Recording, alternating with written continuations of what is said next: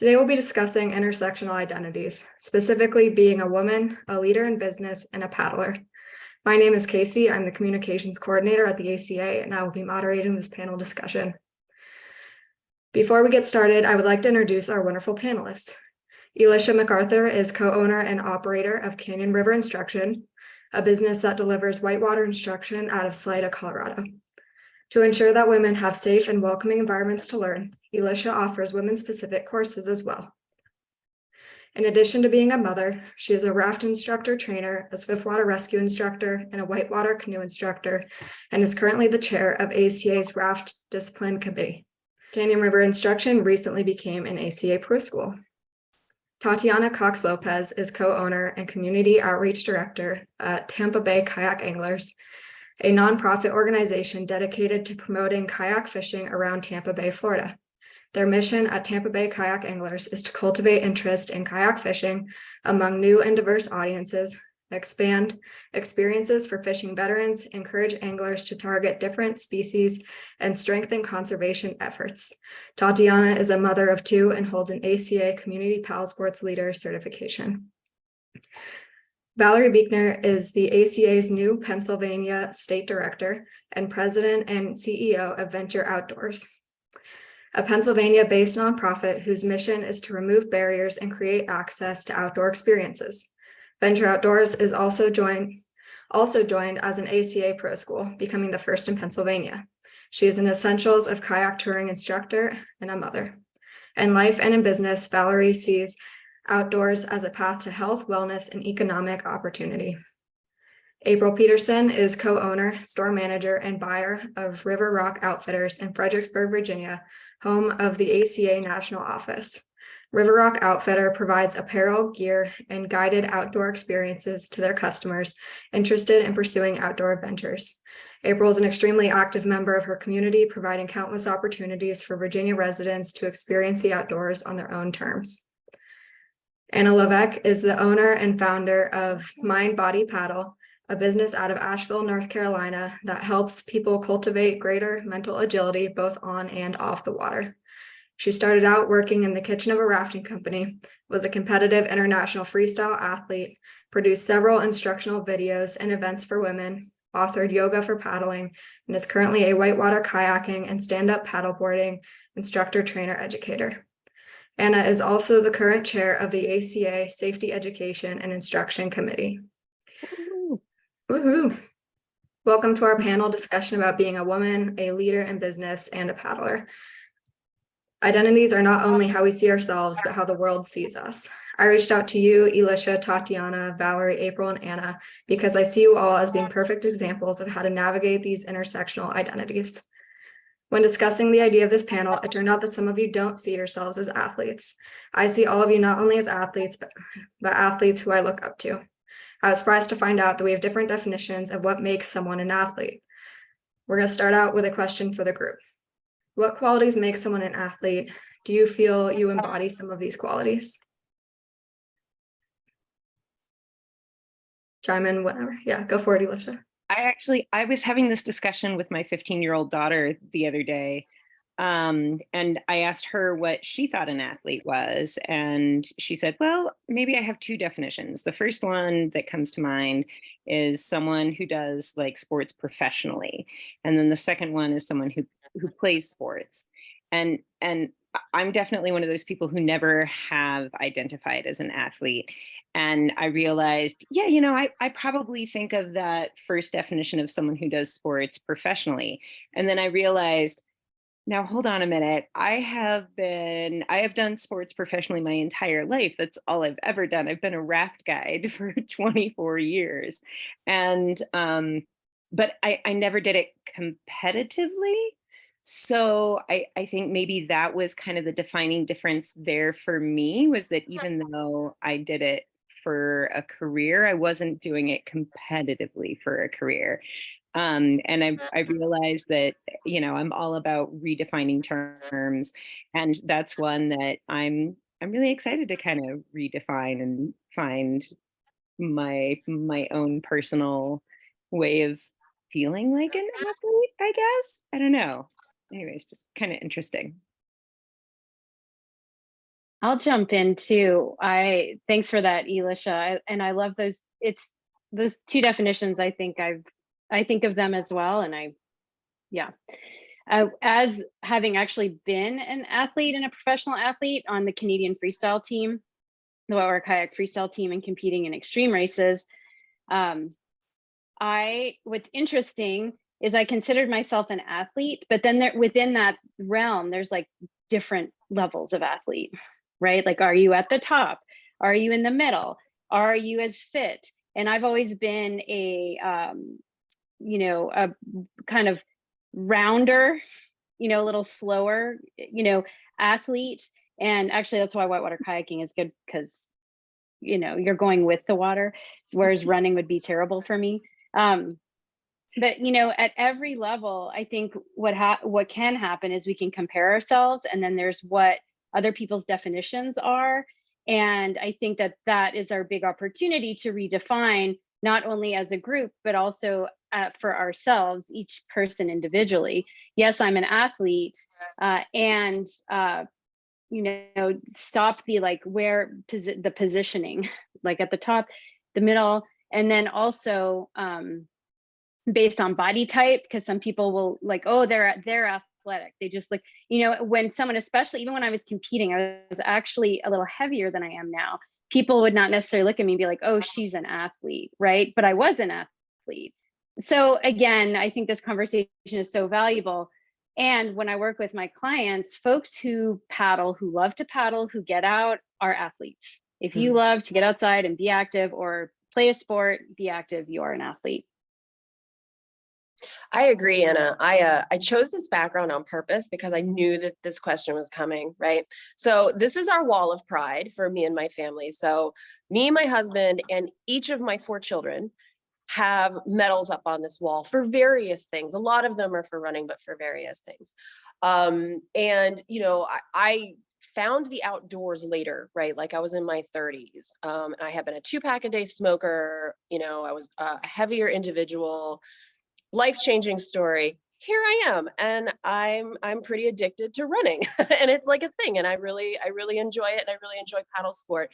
But when people started terming me as an athlete, I felt uncomfortable with being labeled as an athlete because I didn't feel like an athlete. I felt like someone who just was finding wellness and enjoyment in the outdoors. Now, I will admit, I do think some of that, it really contemplating the question, some of that could be because of imposter syndrome, and just thinking like, oh, I can't be an athlete. No, don't look at me.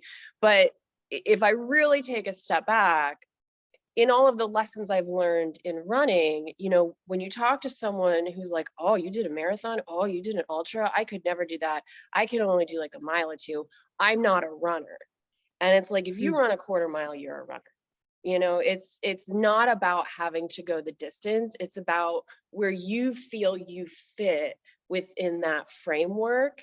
And there's going to be a duality, right? There's going to be a duality of how you feel you fit in that framework and how others are starting to see you in that framework. And what I think is interesting in my position is that I'm starting to find my voice to help translate for other people what my comfort level is for them in translating me as, termed, whether it's, athlete or leader or et cetera.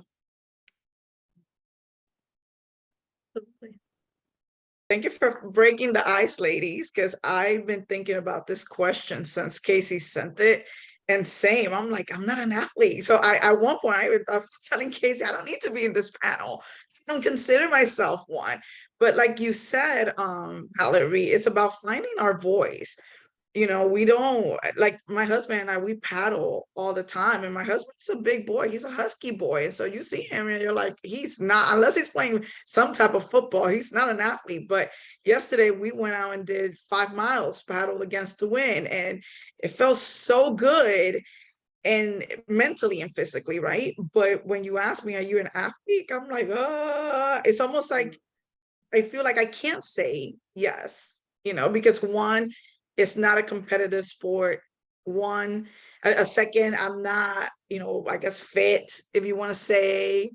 I'm not part of a team. So all these things go in question, but like you said, it's about finding our voice. We are athletes. So, and I want to add to this, that the other day I had a friend of mine tell me that because of us, her parents, who are in their 70s, decided to jump on a kayak and paddle, and they had such a great time and they felt so good about it. And she's like, it's because of you guys constantly promoting, the benefits of being on the water, and not putting that stereotype of you have to be an athlete to do this. So, and I think sometimes labels can be barriers. And I think even among this group, if we're having trouble identifying whether or not we ourselves are athletes, imagine our customers and the people on the street. And I have to say, Anna doesn't know this, but I have been a longtime fan of hers and her videos. And one of the things, I've always been a kayaker, I had never been a stand-up paddleboarder. And when I first wanted to get into it, I used to watch Anna's videos. And one of the things that I loved so much about her was that in her videos, she was very real. I never once thought, oh my gosh, she's this athlete that I can't, watch or emulate or learn from. So I know that Anna recognizes this because her videos are so great and she speaks to the common denominator, everybody, and makes everybody feel comfortable to get out there on a stand-up paddleboard. So it really helped me when I first got out on a paddleboard. And so in the same way, I try not to label things. And, even the bigger brands like North Face and all of these guys, they're wrestling with this idea of athlete. And do we put the big time climbers and the big time paddlers in our ads? Or is that just a barrier to people getting into our clothes and gear and getting outdoors? So I think it's just a big conversation that a lot of people are having. And I think this group in particular is so sensitive to it. And I think that's why we're finding success in our own communities, getting people outdoors, because we're conscious about it, because it's affecting us as individuals. So we know how to have some sensitivities around it with our customers. April, I think that's a perfect segue into my question for you, that as a leader, how do you stay mindful of who's at the table and who's missing? I love this question so much because in thinking about it, I really realized we have to take a step back, because I spend a great deal of time just making sure that there is a table. I'm very involved in the development of my downtown and issues facing my industry. And I often hear excuses for why people choose to exclude a variety of interests and experiences to the table. We've all heard these excuses. The most popular ones are, we just didn't have time to invite everybody to the discussion, or it's too hard to reach a consensus when we have too many voices around the table. And they aren't wrong, but what they are really saying is that they had already made up their minds, and that they don't want to be accountable, and or they don't want to be dissuaded from having their own way recognized. So I've really fought my entire career against this mindset. I've always found that I make decisions better when I have all the facts, when I hear all of the varying perspectives.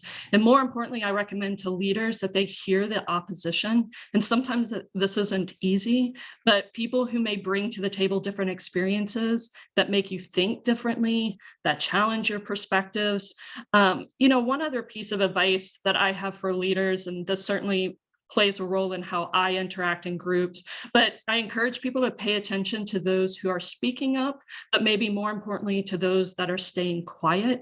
It's not just enough that people are invited to the table. In my experience, it's sometimes the most quiet people, or maybe that unassuming person around the table, that has some of the most valuable insight. So there could be any number of reasons why they haven't spoken up, but as leaders, I think that it really is our responsibility to pursue them, maybe in a less intimidating environment, when, in a place where maybe they feel a little bit more comfortable to share their opinions. Not everyone is comfortable throwing out their ideas immediately. Many people are introspective. They really like to kind of think things through and provide a thoughtful response. And this can't always happen around a table with kind of more aggressive voices. So I think, when I thought a lot about this question, kind of in summary for leaders out there who are really kind of thinking about this question about who to bring to the table, I would encourage everybody to advocate number one, for the table. Make sure that you're bringing people along who may not have been included. Listen to those opposing views from those with experiences different from our own, and make sure that those less spoken have a safe place to provide their thoughts. You know, I know for me, I've recognized that the magic happens whenever, you know, good policy happens, good business happens, whenever I've really thought about and made sure that there is a table present and that everybody has a voice around that table. That's great advice. Thank you, April. Anna, for people who are maybe critics of this and say that paddling should just be about paddling and business should just be about business, how would you explain to them why representation is important? Well, representation is important because as I think has already been mentioned in different ways in this discussion so far, if we don't see ourselves in the media, in photos, hear ourselves in conversations, then we don't know that we can do it, that we are welcome, right? So it's important if we want to grow the sport, get more folks into it because we're all passionate about it, then it's important that we not, to April's point, we're not only inviting people that look like us, that have the same backgrounds as us. And I will say I had to do my own work around this because I'm known for empowering women in Whitewater. And for the longest time, I didn't necessarily think at the forefront that I needed to actually spend time and energy to go out and invite women who don't look like me. And I really had to grapple with that, you know, that was a misstep on my part. It was a missing, and my life is so much richer now. And my business and my events is so much richer for me, taking the time and energy, being courageous, because reaching out to people that you don't know, that don't look like you, that you don't know if you have anything in common with them, like that's your perception, is scary. I'll just say it is scary. Whether it should be or not, that's another conversation, but it is scary and it takes courage, and it's worth it. And it's just like in Whitewater, we have the courage to run a new rapid or a river, right? Find your courage to get out of your comfort zone. We tend to compartmentalize, right? So, and that's normal. We'll see ourselves as courageous, for instance, on the water, and yet in other areas of our life, we don't like to break out of our comfort zone. And I'm a big fan of taking what we learn on the river and applying it to life. So I think that's really important. And also to April's point, because I think these two questions are somewhat related, is that when I'm scouting a rapid, I don't just scout from one perspective. I mean, I can, but if I only scout from up high, I am going to miss so much information, and I'm not setting myself up for success, right? Because I'll get down to water level and I won't even know where I am. So when I scout from up high, from down low, from the sides. I walk up the rapid, you know, I have discussion with other folks, and that sets me up for success, and it sets the group up for success, right? And so why wouldn't we want different perspectives? Just like we scout out, whether it's a rapid or a location where we're taking people out, we want to get different viewpoints, and it makes our lives richer. It makes us better instructors, instructor trainers, instructor trainer educators. It makes our organization stronger. So I think it's really important, representation and doing the work to make sure those folks, as April are saying, are invited to the table. Thanks, Anna. I love that. Valerie, I have a question for you.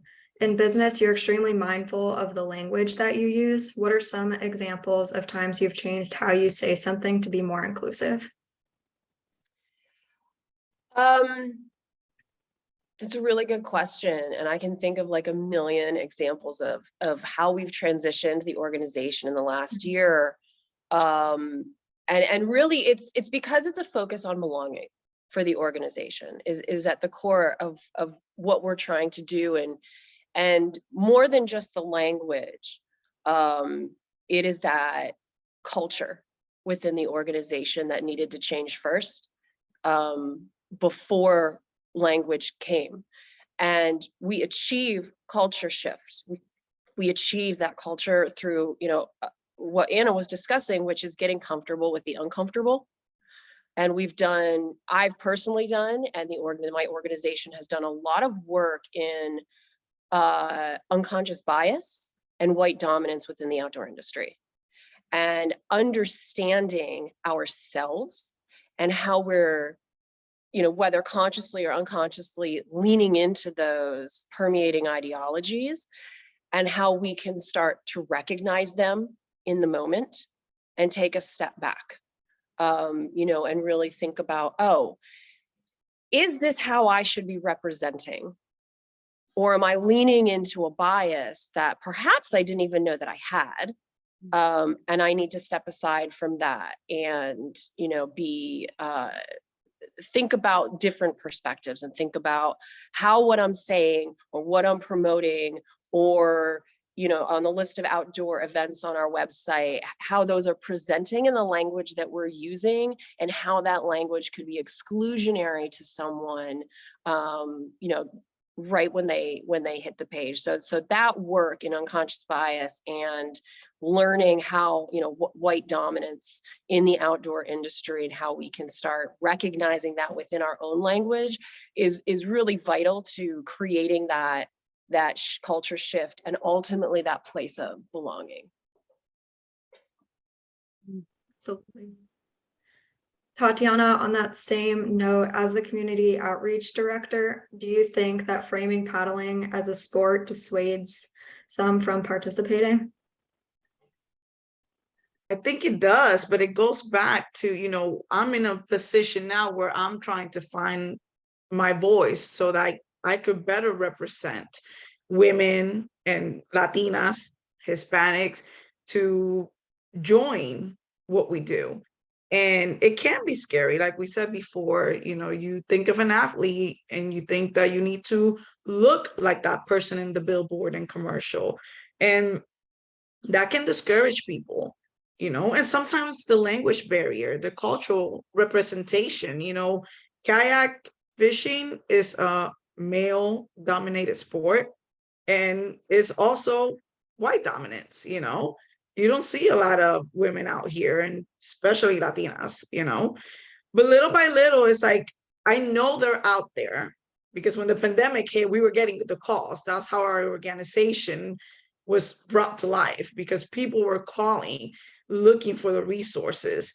So I'm, 2-3 years later, I'm still navigating, how do we continue to bring more people, more females, more Hispanics and minorities. I don't like to even say Hispanics, because I know minorities of all backgrounds, but more people to feel like they can participate, and they don't need to have that label of an athlete.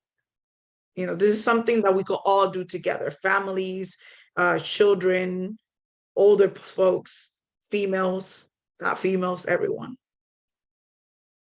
What would you say to someone who is a little put off by paddling, to try and encourage them to come out on the water? Man, it's a different world.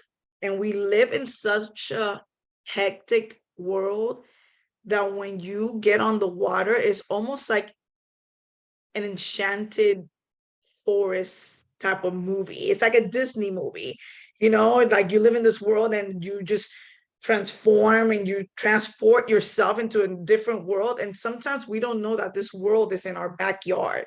Like, all we have to do is step outside. And so I'm always trying to, and there's just so many things, people are just like, sometimes they're just afraid.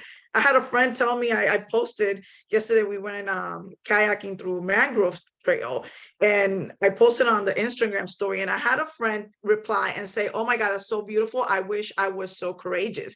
And I'm like, what? It's not about courage, girl. Come on. Like, I'm already like bugging her. Like, we just need to try it. So it is about courageous, but it doesn't take that much to get on the water and do it, and to go out and explore and live out of all these beautiful resources that we have. That's great. Thanks, Tatiana. And Elisha, so a year after giving birth to your daughter, you returned to your job as a raft guide. The single mother raft guide is not a narrative we often hear. How did you push back against societal pressure that says being a mother and a raft guide don't mix? I won't lie, it was hard. It was definitely hard. I felt like I was almost in like a battle for my identity, for myself. I had always been a raft guide. That was the skill set that I had. That was the career that I had chosen. And suddenly I felt like it wasn't an acceptable career for me to have anymore. And I felt all of this cultural pressure to conform and to, maybe get a job at a daycare or something normal, I guess.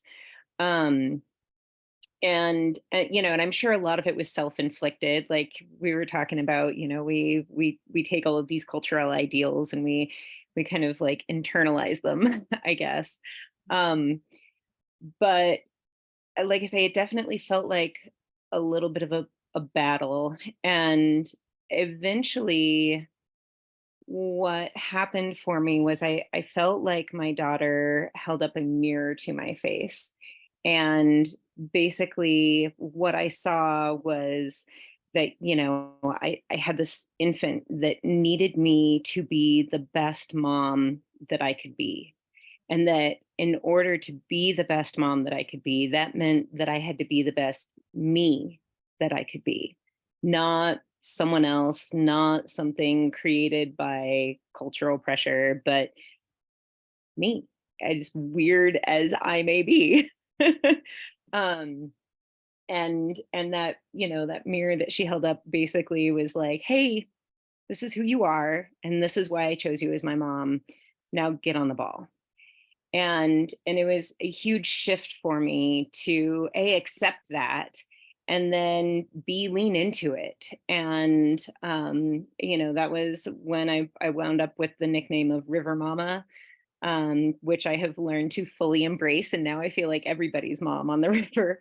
And yeah, it was, I feel that I'm really, really lucky because my guess is that pretty much every mom goes through that to some degree, because we do have these cultural identities of a mom being a mom. And I have so many friends who like gave up their identities and their lives and themselves to be that mom. And some of them love that identity and it's great for them. And some of them it's hard. And again, I feel like this is the kind of battle that every mom ends up going through. And I don't know how I got lucky enough to win it, but I'm very grateful that I did, and that I've been able to be true to myself as a mom. And hopefully that will rub off on my daughter. I don't know, right now she's 15 and totally goth, so who knows. When you had that internal acceptance, did you find that other people became more accepting of it too, and like the paddle sports community embraced it and kind of rallied behind you, or did you see a lot of pushback? No, 100%. And even before I found that internal acceptance, I found that the community was very accepting of me. I was working for a rafting company, actually in Santa Fe at the time, that knew that I was a single mom and knew that I had just come out of a bad place, and was probably the most supportive workplace I have ever worked for in my life. I still to this day like kind of base, how I run my company based off of how that boss ran his company and how he treated me. And it's, yeah, it was actually, I think maybe I was a little surprised at how accepting the Whitewater community was of me, and how much I felt cared for and embraced. I mean, even to the degree where, you know, like I found another family with a kiddo to watch my kiddo on a river that I was working that was in the middle of nowhere where there was no daycare. I mean, it was really quite humbling, actually, how much the Whitewater community accepted me and rallied for me and backed me up. That's amazing. Wow. All right, we're gonna transition the conversation a little bit and talk a little bit more about what it's like to be a woman in these spaces. So for the whole group, I wanted to ask, what does feminine look like to you? Does it look different when you think of a feminine businesswoman or a feminine paddler?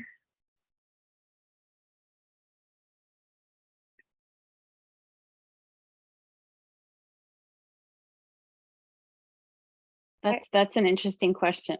Were you going to say something, Elisha? Go for it. I mean, I'm a big proponent that people show up as they are and be themselves.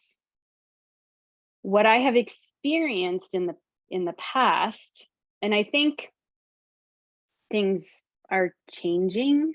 What I've experienced in the past is over-sexualization of female athletes and paddlers, to where the idea of what male dominant idea of what is sexy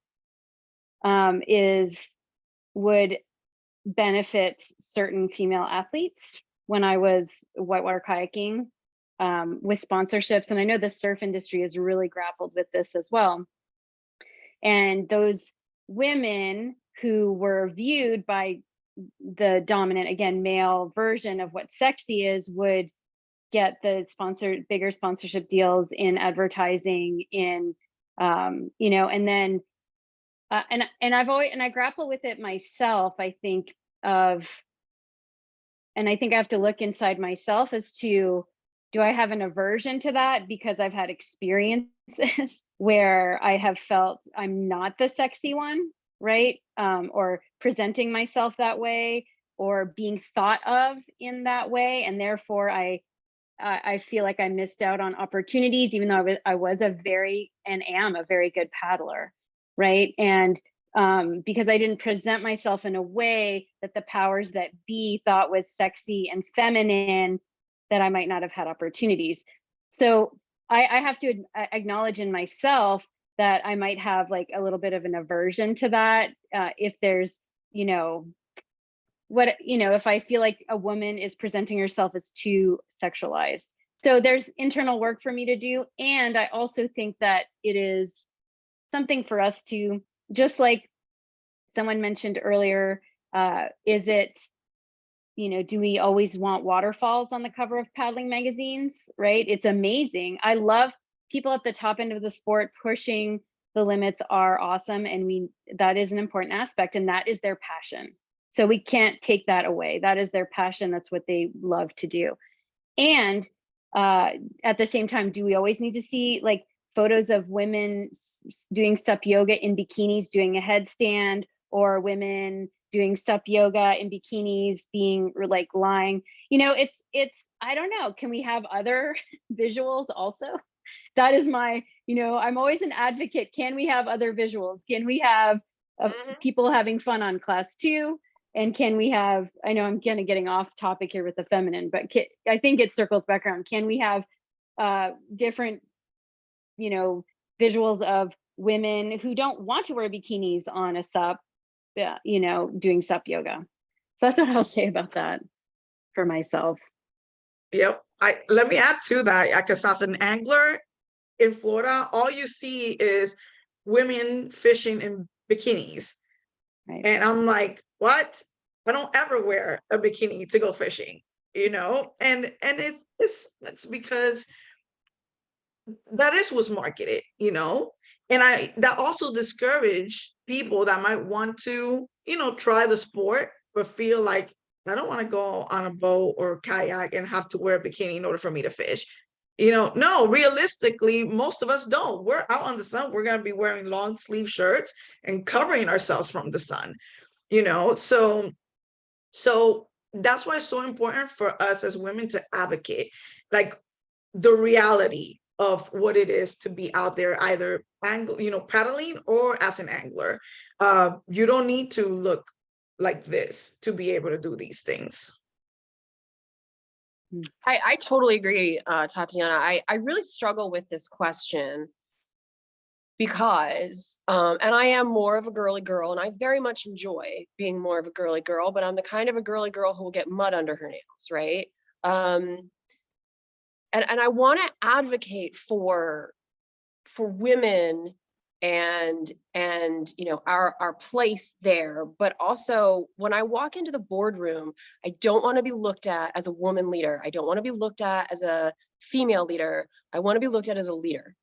When I get in the boat, I don't want to be looked at as a female paddler. I just want to be looked at as a paddler, and I try to be cognizant of that when I lead trips, that and again, it goes back to that unconscious bias that what someone physically presents to me in my eyes may not be how they feel or how they want to identify. So being cognizant of, don't identify someone for them. When I go into the boardroom, don't identify me as a woman leader. I'm just a leader at the table with all the rest of the leaders. I have to say too, in terms of that kind of being stereotyped, I actually sometimes really enjoy being stereotyped on the water, because I too identify as a girly girl. I did not for a long time, I think out of just kind of survival in the industry necessity, because it is my nature. I was a girly girl when I was little. And then I kind of had to embody this persona of dude bra, or at least I thought I did, in order to, survive in the industry that I chose. But I learned that, oh, I can wear pink on the river. I can wear dresses on the river. I can do my nails and wear lipstick. And anyways, I kind of love when I'm out there in my purple dry suit with my purple tutu and people look at me skeptically, and then I send big rapids super clean while they're portaging and their jaws drop. And I love that it's this way of like slowly chipping away at those stereotypes, at those gender stereotypes, and even though it might only be like one or two paddlers at a time, at least I am out there slowly chipping away at those stereotypes. And then when I see other girls out there on the river who feel comfortable expressing their girly girl side on the water, it brings me insane amounts of joy, because I don't feel like that was a thing that was acceptable when I was a young guide. And so even though I definitely get stereotyped all the time, I guess I've learned to be okay with that, just because, like I say, I get to kind of smash those stereotypes. But I'm also very comfortable on the water. I have been paddling for a long time. I can be at the top of a big rapid and not worry like, oh, I hope I don't misrepresent women in my purple tutu. Like, I know I'm going to be okay. And even if I flip, I know I'm going to clean up okay. I know it's but I think kind of going back to the original question, Casey, in terms of like what we view as feminine, and even circling back around to our very first question of redefining terms. This is one that I am passionate about redefining, because in our culture, feminine has, it can carry negative connotations, and not even like, I guess we tend to think of feminine as weak, right? Like, and especially in terms of these athletics, like, you get told you throw like a girl, right? And I know that there's been like campaigns out there to like run like a girl, and I have stickers that say paddle like a girl, because in all reality, feminine is anything but weak. Feminine has other strengths. You know, small, petite paddlers who are not the strongest paddlers are often sometimes the best paddlers out on the water because they have learned to finesse. They've learned to use current when the big, strong guys are still out there fighting the river. And also, I learned that feminine in its very nature is incredibly hardcore and badass. Now, you know, whether or not you choose to have children as a woman, your body is designed to endure childbirth. And childbirth is the most hardcore, badass, intensive thing that humans can pretty much do. And like I say, and our bodies are designed to do that, to endure that. We're designed to go for long periods of time, and even, you know, postpartum, like go without sleep for long periods of time. And so, like I say, the very nature of feminine is incredibly hardcore and badass on a physical level. But then we're also designed to nurture and to care. And I think that's part of the reason why, like, even just in this panel, we're talking about very caring things. Like, not every paddle company out there really cares about reaching out to people who might not otherwise have the opportunity, who might be underserved, who, you know, it's like I say, it's in our very nature. And so I feel very strongly about culturally redefining what feminine means. And it doesn't necessarily have to mean that you like pink. It doesn't necessarily have to mean that you like makeup, but it definitely, in its nature, it means that you're hardcore and you're badass and you're caring. And yeah, I think we need to redefine that as a culture.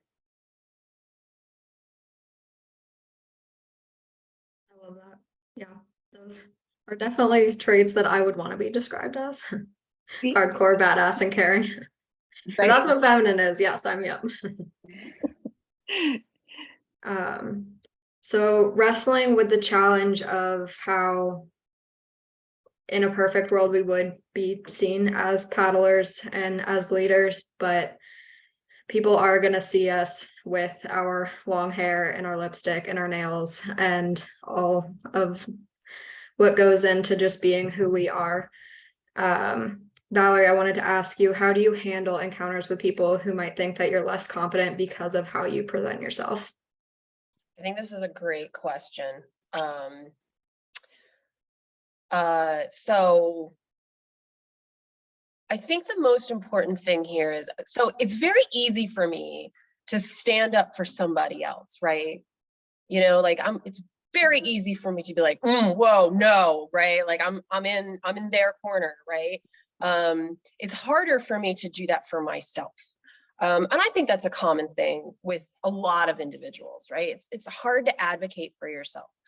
And I think what I have learned in instances where I feel as though someone is presenting to me where they think that I'm less than because of my outward appearance or how I present or et cetera, without knowing me or, you know, or sometimes even when they do know me, I think it's about calling people in. You know, you have two options. You can either call them in or you can call them out. And when you call people out, it's a little bit more of an aggressive tone, right? You're gonna like, dude, you know, like, don't make an assumption about me because I got pink nails on and I'm stupid, you know. But then there's this notion of calling in terms of, you know, when a comment is made to me, and I'll give you an example of a comment that has been made to me in the past couple of years. You know, we were talking about hosting this outdoor summit with, you know, the outdoor organizations and outfitters in the region. And we all kind of wanted to get together and talk about our industry, which we've never really done before. Nonprofits, for-profits, let's all get together, kumbaya, right? And it was said to me by a male leader, oh, well, Valerie, you couldn't be the face of this for obvious reasons, right? We need a big burly man to be the face of this. And it stung in the moment, like, okay. And I just called him out. It took me a few days, to be honest. And I just called him, I didn't call him out. I called him in and I said, you know, you said this thing, and I'm just wondering why this is your perception of why that needs to be the case. And we had a conversation around it. I hope that that person walked away from that conversation with an understanding perhaps of their own unconscious bias and more of an understanding of, oh, I did say this thing, I can see her view, I can see me leaning into something, and maybe next time I'll be more cautious. That's my hope, right? So I do a lot of calling in with people when I feel them presenting something to me, whether it's about myself or other people, because I find more success. And I find that when I approach people in that way, it's less of an aggressive manner and more of an opportunity for the two of us or three of us or whatever to grow together in this.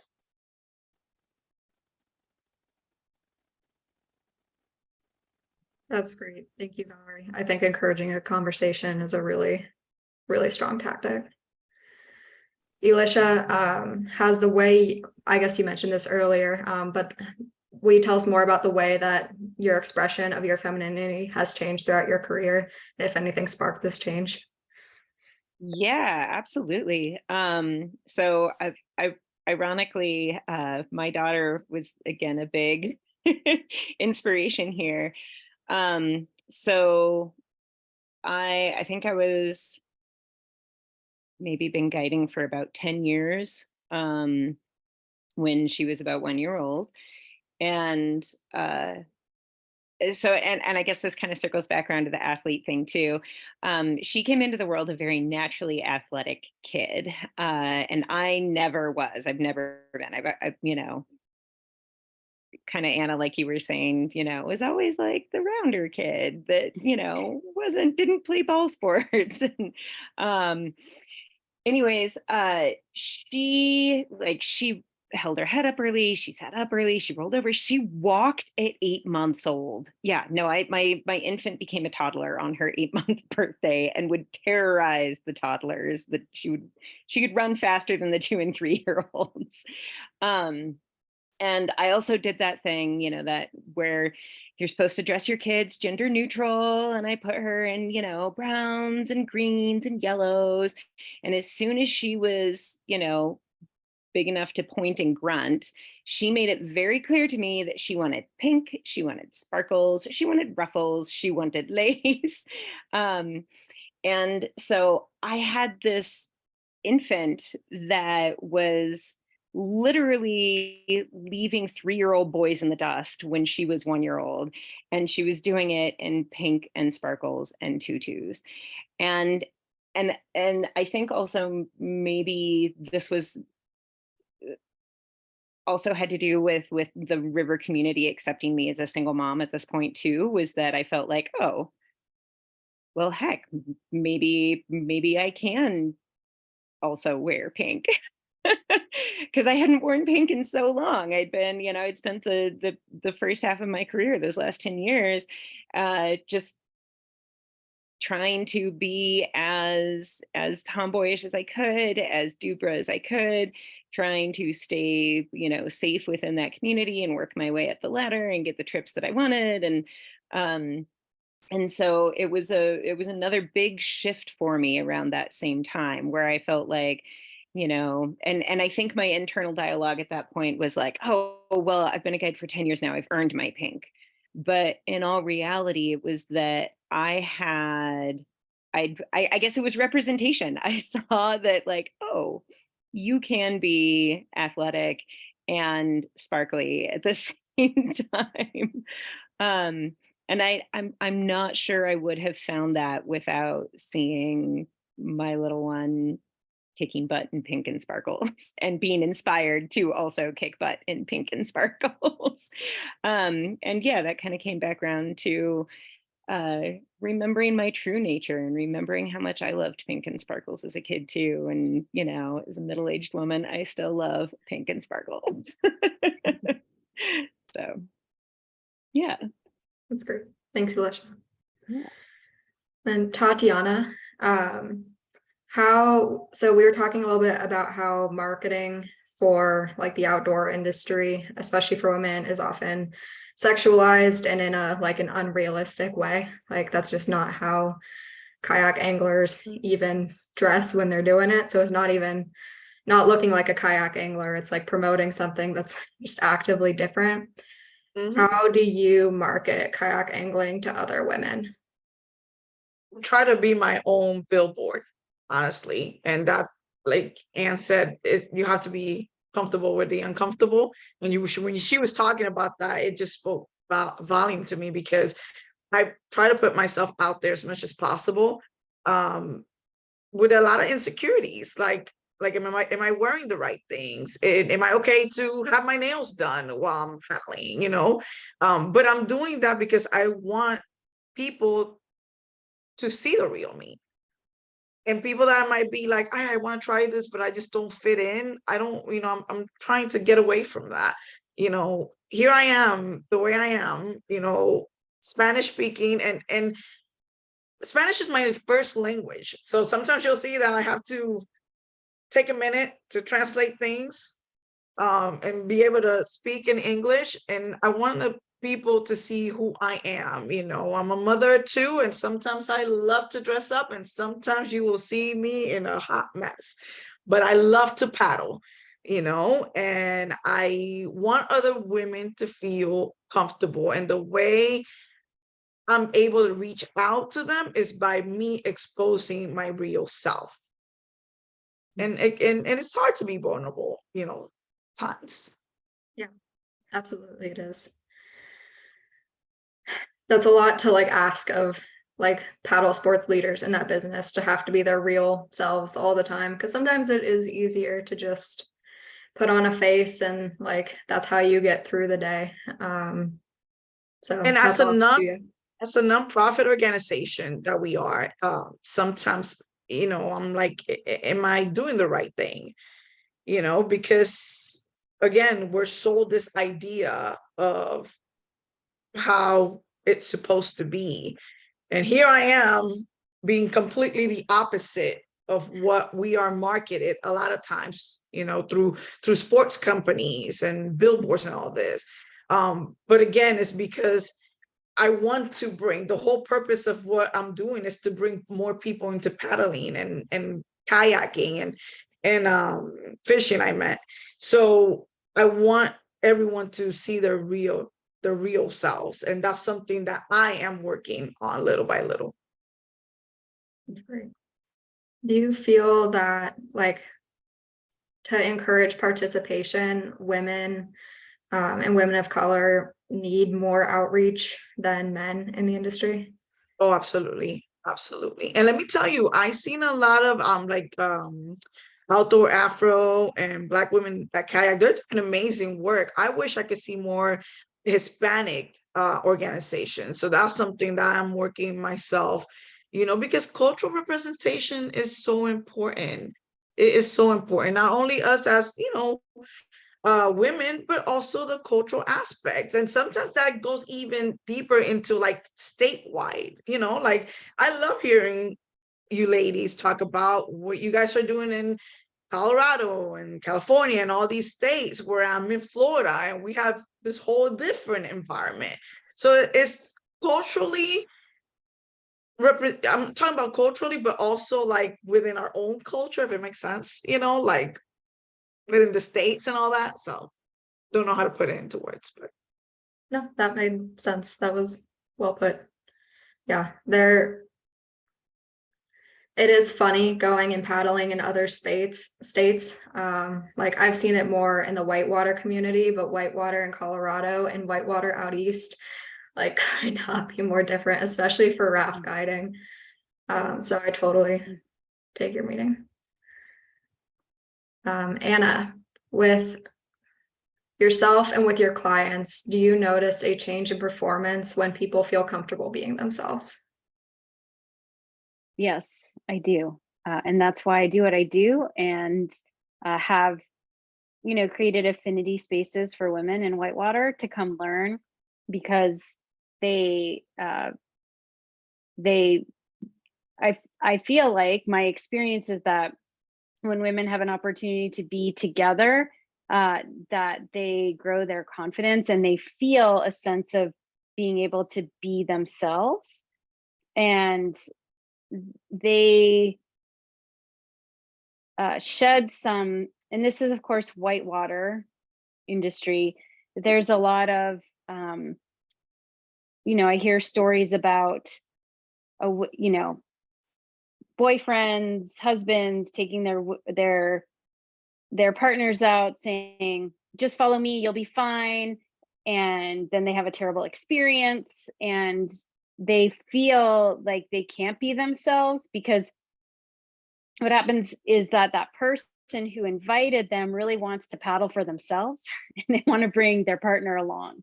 It's not really about actually taking their partner out and ensuring or allowing them to be themselves, because they didn't feel like they could say that they were vulnerable or scared or nervous or didn't want to do it, or just wanted to do a half day, didn't want to do that river. They wanted to do something easier. And I think self-expression is really important, and being able to set boundaries and be self-expressed and ask for what you need. And I think that all of these things have been in this conversation so far today is really important. And within my programs, I offer women an opportunity to do that. And also to be, like Tatiana's saying, just to show up as they are, like who they, however they looked or dressed or, what their preferences are, just show up and be themselves. When I first started paddling, close to 30 years ago, and I was paddling really hard whitewater when I was on the competition circuit, and so many of the women that I paddled with would tell me stories like, oh, I had a breakdown, but I didn't want the guys to see me. So I pulled over and I cried. And even myself, I remember this one time it was on the Russell Fork. This is a while ago. And I ended up swimming. It was during a competition that was like a staged competition throughout the river. And I remember swimming and I was so mad and I felt burnt out. And I pulled my kayak up the bank and I bawled my eyes out, but I didn't want anyone to see me. And so I bawled my eyes out, came back down, and ended up winning the next segment of the competition. So, and I heard from so many women, they didn't want to show emotion. Again, this is, when I first started, didn't want to show emotion, didn't want the guys to let them, or felt like they needed to lead this and prove themselves. There's always this proving, I've got to prove myself.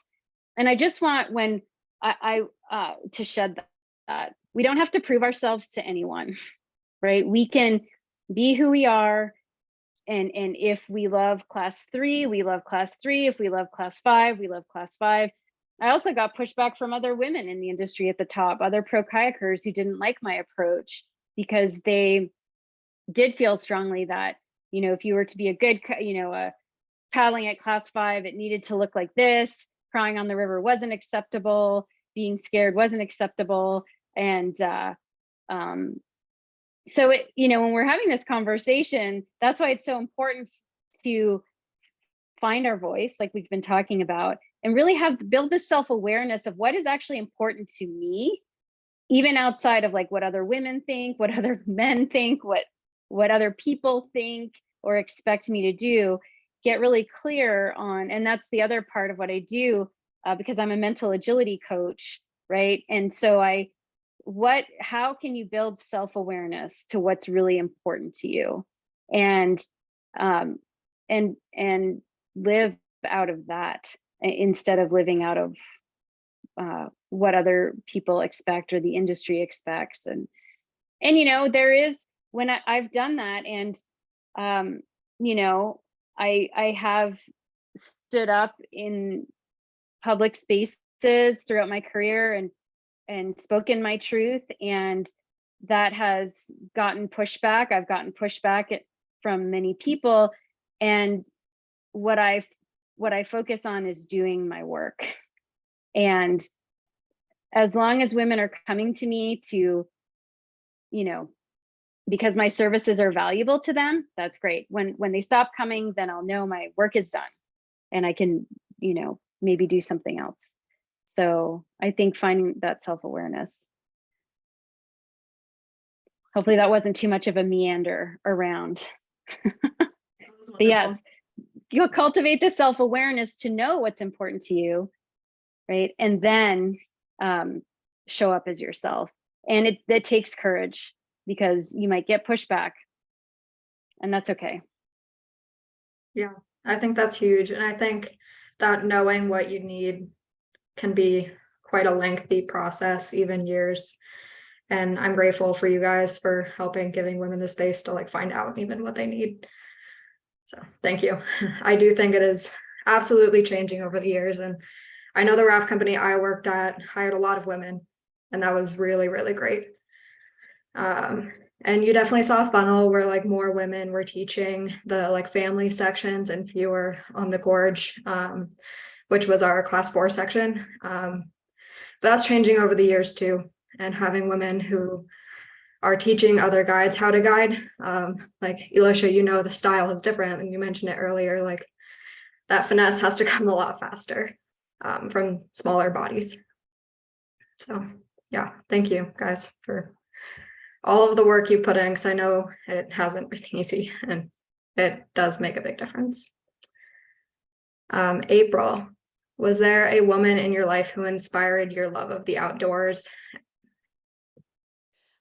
So no, and Casey, I think it's for all the reasons that you just mentioned. You know, I grew up in the 70s and 80s in the deep South. I was born in Mississippi and raised in Louisiana, and boys used to go hunting and fishing and join the scouts with their dads, and girls were encouraged to do other things. But for my dad, he had 2 girls. And so, you know, I was lucky enough to have a father that encouraged me to get outdoors. My uncle used to take me out camping and fishing. And so I had a lot of great male leaders in my life that really encouraged me to get outdoors and lead. But I think it's because of those reasons that I've really found my passion, particularly with my customers, to try to be that role model that I didn't have, be that role model for my niece and customers. And, you know, when you talk about sort of what inspires me, and there's a very smart ACA staff member, AKA Kelsey, who once spoke to a group of our women at River Rock, and she used the words that, you know, her goal was to create confidence through competence. And I've always really loved that phrase, because I think what I am most, you know, what helps me out a lot is just that teaching and that mentoring. All the women on this call, it's just such a privilege to be on the call with these women, because I think this is exactly what everyone on this call embodies, that desire to just teach and to mentor and lead that next group of women and men and everyone, just inspiring everyone to get outdoors. So, you know, I hope to be able to do that in my business and be able to offer that to, you know, a girl, a teen, a female you know, in Virginia, that they can mention later on in life that, you know, I got them out on their kayak or their stand-up paddleboard or on a trail somewhere for the first time. Awesome. What do you notice any qualities about like your father or any of the men in your life who made that space a little more approachable for you? Yeah, I think that just getting us outside, you know, one of the things that I notice a lot, we've started several teen programs in our community, because one of the things we're all noticing this, you know, teens are getting less time outdoors. I'm even seeing among kids, and it's not even so much about technology, it's just the amount of homework that they have, just the pressures coming at them from all angles that I don't remember having as a kid. And I had more time to be free and to play, and my parents gave me the space to do that, you know, and the tools to be able to do that. So I very much appreciate the you know, my father, my uncle, those male influences in my life that gave me those opportunities, and whoever it is that's providing those opportunities, just encouraging kids just to get out and play is, you know, something that we try to do a lot here in my shop. Thank you. And then final question to wrap up our conversation. This one's for the whole group. What can we do to combat the sentiment that women need to earn the right to wear pink?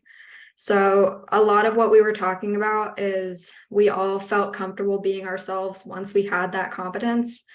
When we're building that competence, how can we find room for our space to be like for the space to be ourselves? I'm going to jump in here because I saw a really great quote yesterday that said, too many people think respect is earned. Respect is the default. Lack of respect is earned. If you are out there and you are doing challenge by choice, I don't care where you are on the spectrum of outdoor experiences. If you got your toe on the line, I've got respect for you, regardless of how you're presenting or you identify or where you're at and what kind of resources you need from me in the group. You've got my respect. So I don't think anyone should have to earn their pink. I don't think anyone should have to earn their blue. Just come as you are. Come as you are. And, you know, that's a place of respect. I really love that. That's an amazing quote. And gosh, I wish I knew how we could help shift culture to that perspective. Because, you know, currently the cultural perspective is earning respect as opposed to respect being the default. You know, I've had very similar experiences to what Anna was describing about, you know, yeah, being that person who's bawling my eyes out on the side of the river, hiding it from everybody else, and not feeling like I was able to show up as myself for many, many, many, many years. And I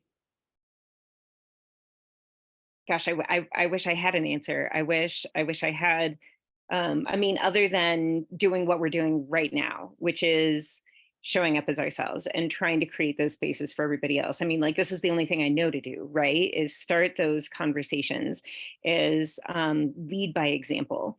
And I know that it's baby steps and it's little bits at a time, but I don't know what else to do.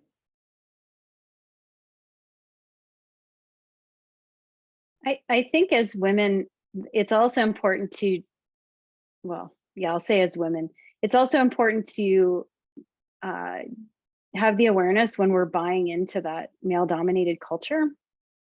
And that's one way. To speak up when we hear misogynistic jokes, to speak up when we see maybe a woman or anyone, not just anyone in the industry who's being given a hard time for whatever. I think that it's, you know, we have to have the courage to speak up and to not stay quiet. I think that's one way. And to also notice when we buy into that, because just because you're female or you're, you know, whatever, it doesn't mean that we're all individuals and we all have inherent biases, and we all make mistakes, we all do great things, and continuing to have an awareness of that there's sometimes like, oh yeah, why didn't I speak up? Or how do I want to speak up? How do I want to call someone in, to Valerie's point? And it's I think that's important. And I also will say that we can't control other people and how they see us. And so all we can do is control ourselves.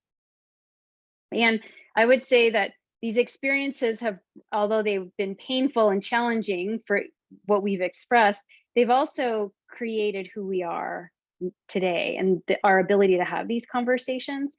And so there's always going to be challenge.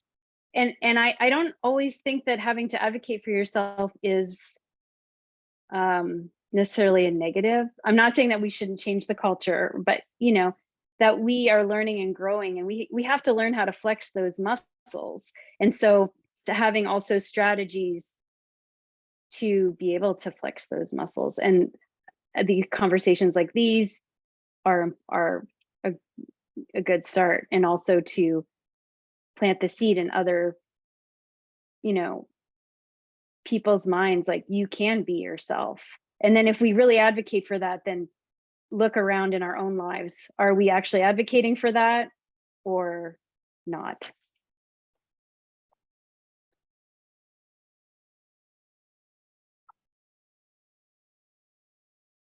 Yeah, I think that internal narrative can be really powerful, and it takes a minute to realize it's even there.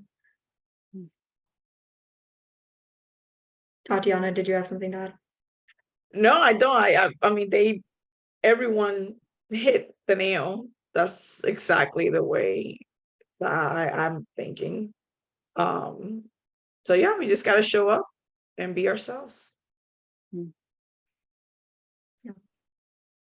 Cool. Well, I think that's our time. And I thank you. Just ended it in a really nice note, Tatiana. So thank you guys all for your time. I really, really appreciate it. And I think it's gonna hopefully spark some like thought about other people's internal narratives moving forward. Awesome. Thanks, Casey. Thanks, Thanks for everyone. hosting this conversation. Yes. Take care, ladies. Thank you so Definitely. much. It was a Thank pleasure you. to be here.